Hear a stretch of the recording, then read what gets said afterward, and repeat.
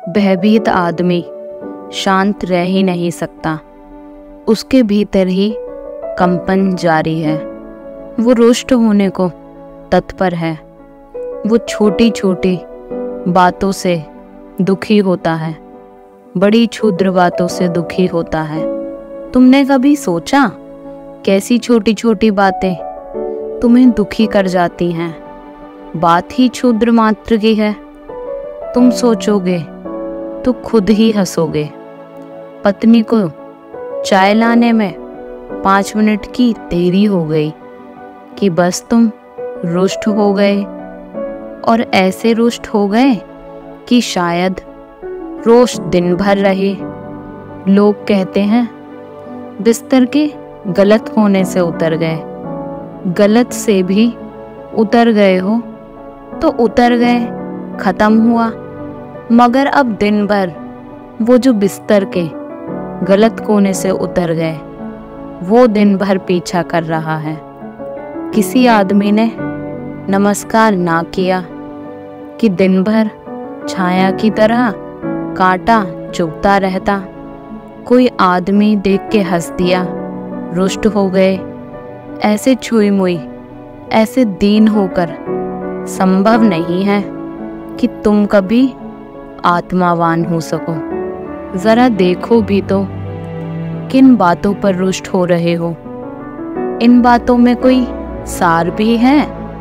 अगर तुम गौर से देखोगे तो 100 में से 99 तो तुम आसार पाओगे जिनमें रुष्ट होने का कोई कारण नहीं, और एक जो तुम सार की पाओगे उसके साथ पाओगे कि अगर तुम रुष्ट हो जाओ तो बिगड़ जाएगी बात। वो जो सार की बात है, अगर रुष्ट ना हुए तो ही संभल पाएगी। तो जो व्यर्थ की बातें हैं उनके कारण ही हम रुष्ट होते हैं, अपने को बिगाड़ते हैं।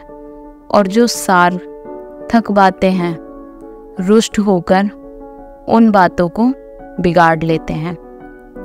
क्रोध में कब कौन आदमी सम्यक व्यवहार कर पाया? रुष्ट होकर आदमी तो मदांत हो जाता है। उस अंधेपन में कौन ठीक से चल पाया? जितनी कठिन समस्या हो सामने, उतनी ही शांत चित्त की अवस्था चाहिए, तो ही तुम उसे हल कर पाओगे। लोग कहते हैं बड़ी समस्या में उलझा हुआ हूँ, इसलिए बड़ा बेचैन हूँ। बेचैन हो तो समस्या कैसे सुलझेगी? सुलझाएगा कौन? ये तो तुम बड़ा उल्टा कर रहे हो। जब कोई समस्या ना हो तब बेचैन हो लेना, कोई हर्ज नहीं।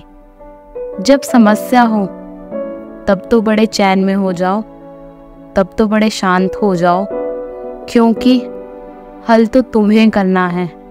शांत हृदय से जो हल आ सकेगा। दोष लगाना, निंदा करना, अति शोकाकुल हो जाना छोटी छोटी चीज़ों पर। फाउंटेन पेन ठीक से नहीं चल रहा, खर खर की आवाज़ कर रहा है, शोकाकुल हो गए। अपने व्यवहार को जांचते रहो, देखते रहो। जब कोई चीज़ टूट जाए तो समझो समय आ गया। जब कोई साथी छूट जाए तो समझो समय आ गया। जो प्रियजन चल बसे तो समझो समय आ गया। ये भी एक सूत्र है। वही होता है जिसका समय आ जाता है।